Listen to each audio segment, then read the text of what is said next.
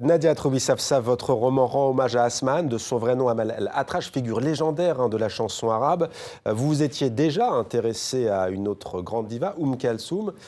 Qu'est-ce qui vous a donné envie de nous plonger dans l'histoire de cette femme? Alors on voit le titre, Qui a tué Asmahan? C'est une intrigue policière quasiment. Mais d'abord, pourquoi cette femme est-elle entrée dans l'histoire et dans la légende de la musique arabe et musique tout court? Eh bien, en fait, le problème, c'est qu'elle est restée dans les mémoires très longtemps comme la sœur de Farid El-Atrache, alors qu'elle avait une voix sublime. Il y a beaucoup de spécialistes qui disent aujourd'hui qu'elle aurait même dépassé Kalsoum en termes de carrière, parce qu'elle avait une tessiture et une particularité, c'est de pouvoir s'emparer de tous les répertoires musicaux. Ouais. Et en fait, je trouve qu'elle n'a pas eu On a perdu son héritage, en fait. Ouais. Et j'avais très envie de parler d'elle. Et puis, comme elle a une histoire très romanesque, ça se prêtait bien aussi à une fiction. D'ailleurs, à un moment donné, elle est en concert. Il y a une planche, un dessin, où on entend s'exclamer quelqu'un dans le public et qui dit... voilà, c'est ça. Nous voulons Kalsoum, en fait. Hein, elle était consciente de ça, elle, du fait qu'elle était un peu dans l'ombre à cause de cette autre grande diva? On les a beaucoup comparés, mais elle était très admirative Kalsoum. Donc elle n'était pas du tout envieuse de la carrière Kalsoum. Souvent, elle rend même hommage à Kalsoum. Elle s'inscrit dans sa lignée, justement.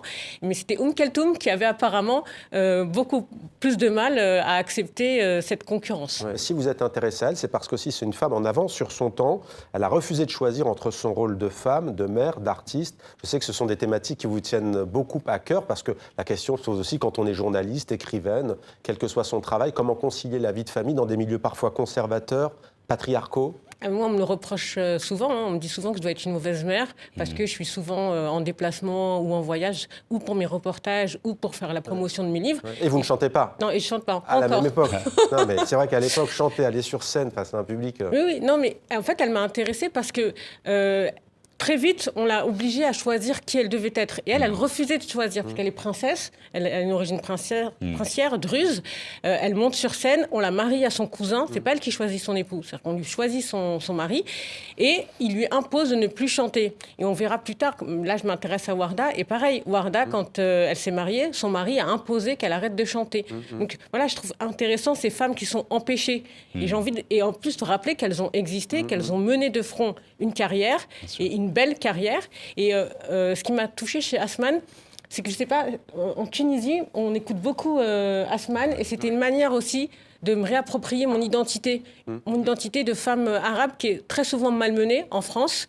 Et c'est aussi un petit pied de nez à ces détracteurs qui pensent que la femme arabe est une femme soumise, qui n'a pas de rêve, qui n'accomplit rien. C'est pour ça que je disais qu'elle pourrait être, on va comprendre pourquoi tout à l'heure, amplement, dans le livre de Jamel Ouazani, le 14 juillet 1944. Alors, elle est née en Égypte, hein, ou elle est venue en Égypte. Elle est née sur un bateau. Parents syriens et libanais. Elle est née sur un bateau qui s'appelait le Nil.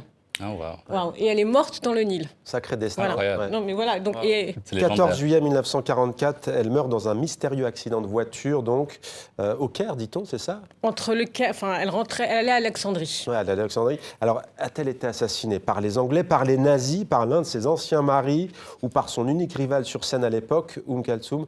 Vous disiez une vie romanesque. Là, on est en plein dedans. Comment est-ce que vous avez travaillé? Vous avez vraiment essayé de voir ce qui s'était passé? Mais oui, je suis allée même jusqu'en Égypte chercher le livre de Mohamed El-Tayeb, qui est introuvable et qui se trouvait à la bibliothèque d'Alexandrie. Donc, je suis allée là-bas, j'ai lu... Alors en arabe, en anglais, donc merci Google Translate pour l'arabe. Et en fait, il y avait très peu de sources en France. Et je ne comprenais pas pourquoi personne s'était intéressé à elle. Et apparemment, il y a des archives auxquelles je n'ai pas eu accès au service secret anglais. Parce qu'elle a joué un rôle pendant la Seconde Guerre mondiale où elle a aidé les Français de la France libre à traverser la région druze parce que son mari était chef de clan. D'accord. Et alors qu'elle l'avait quitté, donc elle est retournée le voir. Et donc voilà, ça donne des moments un peu savoureux parce qu'il y a un peu de revanche et un peu de... Mais on ne saura jamais vraiment ce qui s'est passé. Mais bon, il ne faut pas éteindre le mythe. Vous avez votre petite idée? Moi, j'ai ma petite idée, mais ça fait partie du mythe aussi de se demander qui l'a tué. Oui. Et puis, il faut lire le roman. C'est un peu comme les Didi. A-t-elle été tuée? Non, je vais pas lancer.